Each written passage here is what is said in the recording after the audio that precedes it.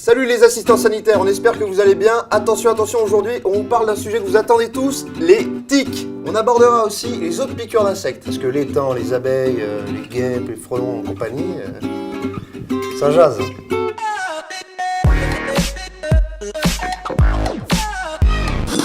Morsure de tiques et piqûres d'insectes. Et oui, les morsures de tiques, c'est un peu le sport national du scoutisme. Alors un bon assistant sanitaire doit savoir comment retirer une tique et surtout surveiller l'évolution. Déjà, si tu veux éviter d'enlever 15 tiques par jour, le mieux c'est de prévenir les morsures en regardant les consignes qui sont sur ce lien.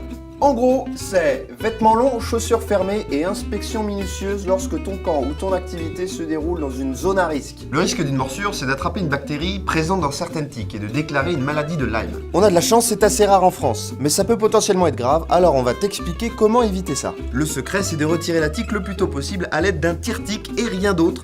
Ça ressemble à un pied de biche Playmobil. Ne mets pas de produit sur la tique avant de l'enlever, ça risque...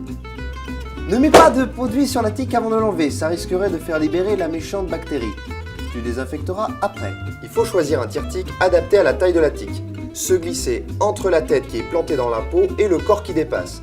Puis dévisser délicatement jusqu'à ce qu'elle se décroche presque toute seule. Et surtout, il ne faut pas trop tirer dessus, sinon tu risques de laisser la tête plantée dans la peau. Ensuite, tu désinfectes et il faut surveiller la zone de morsure jusqu'à 1 mois après le retrait de la tique. D'où l'intérêt de tout noter dans le registre de soins et de compléter la fiche sanitaire de liaison, ce qui permettra de transmettre aux parents les consignes de surveillance à la fin du camp. Ce qu'il faut surveiller, c'est l'apparition d'une plaque rouge circulaire qui ne gratte pas et qui s'étend autour du point de morsure. Ça s'appelle un érythème migrant. C'est un des premiers signes de la maladie de Lyme. C'est cadeau. Retiens une chose très importante, dans certains cas, il faudra forcément consulter. Si l'enfant ou ton alligator a moins de 8 ans. Si la tique est restée implantée plus de 36 heures ou qu'elle est gorgée de sang. Oh pardon, ta caméra. Si une personne présente plusieurs morsures à la fois. Si la personne mordue est immunodéprimée ou enceinte.